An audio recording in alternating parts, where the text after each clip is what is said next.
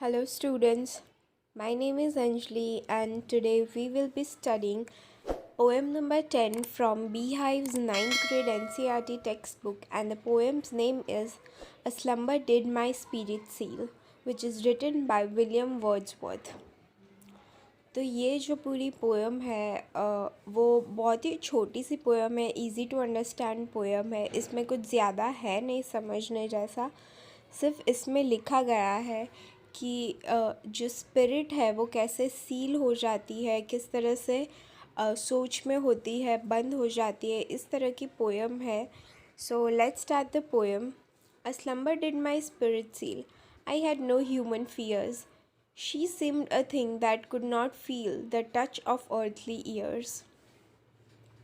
तो जैसे मैंने बताया कि जो पोएम है वो स्पिरिट के बारे में है। सो यहाँ पे स्पिरिट सील का मतलब है कि जो स्लम्बर का मतलब है कि एक टाइप की स्लीप है वो, कि हम सो रहे हैं फिर भी हमारे जो माइंड में जो है इमेजिनेशन एक तरह की चलती रहती है, उस तरह की स्लीप को स्लम्बर स्लीप कहते हैं। और स्पिरिट का मतलब है सोल, और सील का मतलब है कि कैद हो जाना, कहीं पे बंद हो जाना।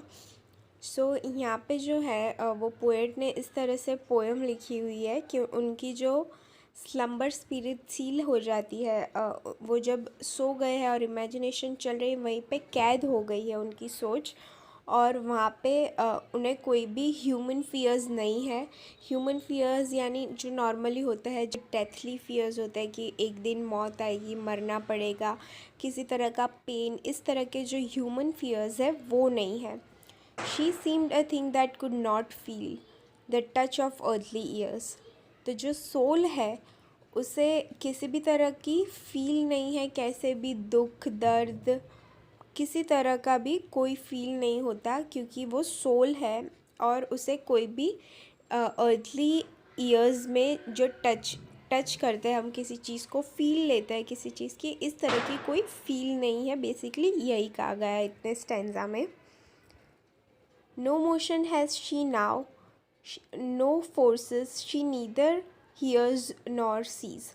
तो यहाँ पे जो है उन्होंने एक, इसमें तो नाम नहीं मेंशन किया होता है, पर ये जब भी शी को मेंशन करता है तब वो एक लूसी नाम की जो लड़की है, कोई औरत है, आई डोंट नो, ना ही कहीं पे मेंशन है, किसी को नहीं पता है वो कौन है, उनकी बिलीवर्ड है या फिर कोई उनकी मॉम है, बहन है, बेटी है, वी डोंट नो अबाउट हर।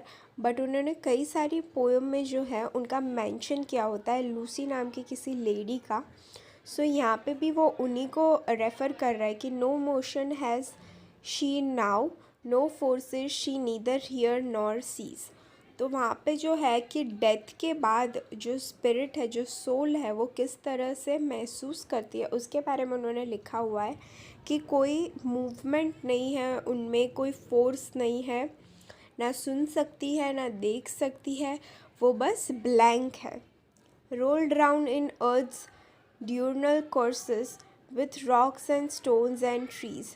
तो यहाँ पे जो है वो बोल रहा है कि जैसे वो हिल नहीं सकती, कुछ देख नहीं सकती, सुन नहीं सकती, उसी तरह से उसकी जो लाइफ है वो ख़त्म हो गई है। वो अर्थ पे जो भी रॉक है, स्टोन्स है, ट्रीज़ है, उसी तरह अर्थ में जाकर मिल गई है। उसका जो बॉडी है वो अर्थ में, जैसे हमारे कल्चर में जो होता है क्रिमिनेशन, उसी तरह कई सारे कल्चर्स में उन्हें दफनाया जाता है। इसी तरह की बात बोली है कि वो जो है अर्थ में मिल गई है, उनकी बॉडी वो एक अर्थ का हिस्सा बन गई है, बट उनका जो सोल है वो फ्री हो गया है, वो किसी भी तरह पेन या किसी दुख दर्द से ऊपर उठ गया है, हेवन में चला गया है।